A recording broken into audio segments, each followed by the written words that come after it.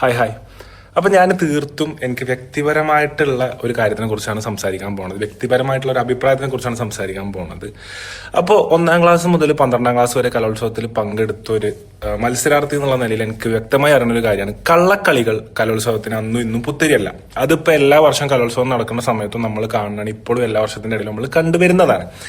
പക്ഷെങ്കിൽ ഞാൻ 10 വർഷത്തോളം പഠിച്ച് ഏഷ്യയിലെ ഏറ്റവും വലിയ സബ് ജില്ലയായ ഞാൻ 10 വർഷത്തോളം പെർഫോം ചെയ്ത് എന്നെ ഞാനാക്കി മാറ്റിയൊരു സബ് ജില്ലയിൽ ഞാൻ ഒരുപാട് റെസ്പെക്ട് ചെയ്യണ, ഒരുപാട് എന്നെ പഠിപ്പിച്ച ടീച്ചേഴ്സ്, ഞാൻ വളരെയധികം ബഹുമാനിക്കുന്ന ടീച്ചേഴ്സും സ്റ്റുഡൻസും സ്റ്റാഫും ഉള്ള ഒരു സബ് ജില്ലയിൽ ഞാൻ എക്സ്പെക്ട് ചെയ്യാത്തൊരു സംഭവം ഇന്ന് സംഭവിച്ചു. അപ്പൊ അതിന് കുറച്ച് അനേകം ആൾക്കാർ, അതിന് ഒരുപാട് അവാർഡിന് അർഹരായിരിക്കുന്ന ആൾക്കാരുണ്ട്. അപ്പൊ അവരെ കുറിച്ചാണ് ഞാൻ സംസാരിക്കാൻ പോണത്. അവർ ചെയ്ത കാര്യങ്ങളെ കുറിച്ചാണ് സംസാരിക്കാൻ പോണത്.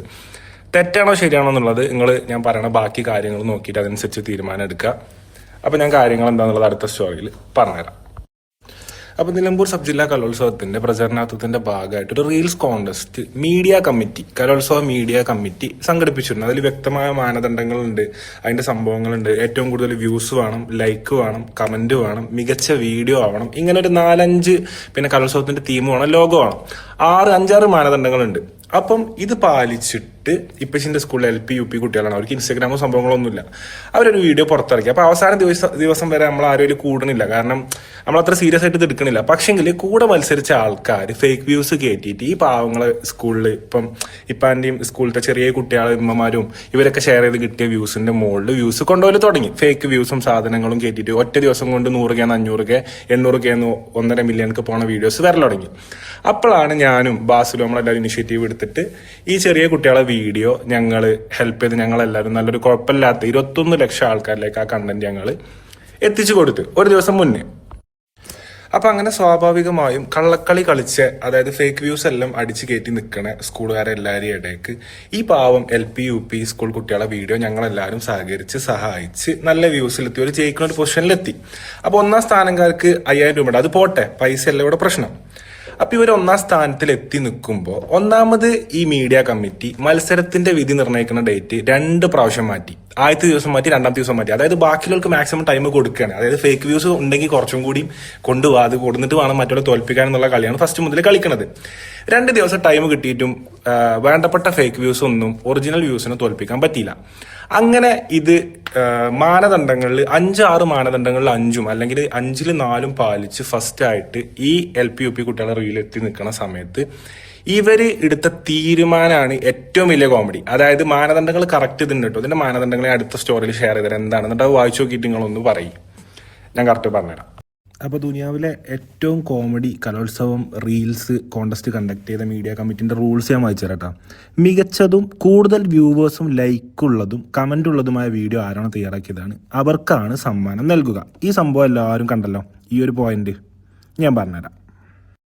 അപ്പൊ ഈ മാനദണ്ഡങ്ങളിൽ 5-ൽ 4-ഉം കൃത്യമായി പാലിച്ച് എല്ലാത്തിനും എടുത്തുകൂടി, അതായത് ആ വീഡിയോന്റെ പൊസിഷൻ കൂടി ബാക്കിയുള്ള വീഡിയോസ് എത്തിയിട്ടില്ല, അവിടം വരെ എത്താത്ത വീഡിയോസിനെ വരെ ഇവര് കൂട്ടു നിർത്തിയിട്ട് ഇപ്പൊ എന്താ ചെയ്തിരിക്കുന്നത് വെച്ചാല് കള്ളവ്യൂസ് കയറ്റിയവനക്കും ജയിച്ചവനക്കും, അതായത് കഷ്ടപ്പെട്ട് ഇതിന്റെ ബാക്കിൽ പ്രവർത്തിച്ച സ്കൂളുകാർക്ക്, അതുപോലെ അവരുടെ പാരന്റ്സിന്, അവരുടെ കുട്ടികള്, ഇവർക്കും ഒരു സമ്മാനം.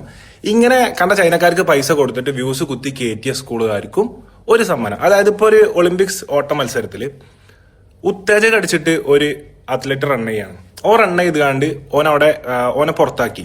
എന്നാ ഉസൈൻ ബോൾട്ട് പോയി ഗോൾഡ് മെഡൽ അടിച്ചു. അപ്പൊ ഒളിമ്പിക്സ് കമ്മിറ്റി ഇങ്ങനെ വന്നിട്ട് പറയാണ്, ഉസൈൻ ബോൾട്ട് ഗോൾഡ് മെഡൽ അടിച്ചതൊക്കെ ശരിയാണ്, പക്ഷെങ്കിൽ ഉത്തേജകം അടിച്ചവനും കൂടി ഗോൾഡ് മെഡൽ ഒന്ന് ഷെയർ ചെയ്യണം, നിങ്ങളൊന്ന് കൂടി എടുക്കണം. അതാണ് ഇപ്പം ഈ നിലമ്പൂർ കലോത്സവത്തിലെ മീഡിയ കമ്മിറ്റി ചെയ്തിരിക്കുന്നത്. സിമ്പിളായിട്ട് പറഞ്ഞാല്, അല്ലെങ്കിൽ ഇങ്ങനെ തെറ്റുണ്ടെന്ന് തോന്നുന്നവരോട് പറഞ്ഞോളി. ഇനി ഇതിന്റെ വിധി പ്രഖ്യാപന വീഡിയോ ഉണ്ട്. അപ്പൊ എന്താ പറയുക, ഒരു കുട്ടി എന്നുള്ള നിലയിൽ കുട്ടികൾക്ക് ഇതിലൊന്നും പറയാൻ പറ്റില്ല. കാരണം ഞാൻ എന്റെ ചെറുപ്പകാലത്തിൽ കലോത്സവത്തിന്റെ സമയത്തിൽ ജഡ്ജസ് പല തവണ നമുക്ക് പണിയുന്നു. കുറെ ജഡ്ജസ് ഉണ്ട്, അതായത് ഇങ്ങനെ എത്ര നന്നായി പാടിയാലും ഇനി തെറ്റിച്ച് പാടിയവന് ഫസ്റ്റ് കൊടുക്കുക, എന്നിട്ട് നല്ല രീതിക്ക് പാടി, അതായത് പാടുന്നതിന്റെ ഇടയിൽ ഒന്ന് വെള്ളമിറക്കി പാടണവന് ഫസ്റ്റ് കിട്ടും ചെയ്യും. വെള്ളം നിറക്കാതെ നമ്മൾ പാടി കറക്റ്റ് പാടി വെച്ചിട്ടുണ്ടെങ്കിൽ അതിന് ഫസ്റ്റ് തരൂല്ല. അങ്ങനത്തെ സംഭവങ്ങൾ അടക്കം, അങ്ങനത്തെ ഒന്നൊന്നല്ല, എത്രയോ ഇപ്പൊ തന്നെ ഇപ്പൊ ഞാൻ പറയണ്ടല്ലോ, നിങ്ങൾ എല്ലാവരും റീൽസിൽ കാണുന്നുണ്ടാവും എല്ലാ സംഭവങ്ങളും. അപ്പൊ ഇതൊന്നും ആ കുട്ടികളെ പ്രായത്തിലുള്ള ആരും റിയാക്ട് ചെയ്യൂല. കാരണം ഓൾക്ക് റിയാക്ട് ചെയ്തിട്ട് ഓല് പറയും അപ്പീലിന് പോയിക്കോളി അവിടെ പോയിട്ടും കാര്യമൊന്നുമില്ല. എന്നിട്ട് അവിടെ പോയി അവിടെ ഇതേപോലത്തെ കുറച്ച് ആൾക്കാർ കൊനെ അറിയാണ്. ഇതാണ് ഇതിന്റെ ബാക്കിൽ ഉണ്ടാവുക.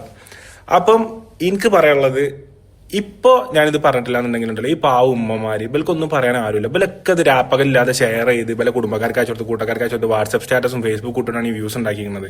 അപ്പം എന്നിട്ട് അത് തള്ളി കൊടുത്തിട്ട് ബാക്കിയുള്ള കള്ളന്മാർക്ക് 500 ഒരു കളന് 500, രണ്ടാമത്തെ കളന് 500 എന്നിട്ട് ഇത് ഇങ്ങനെ വീതിച്ച് കള്ളന്മാർക്ക് കഞ്ഞി വെച്ച് ഇങ്ങനെ കൊടുക്കുകയാണ് ഇപ്പൊ ചെയ്യുന്നത്.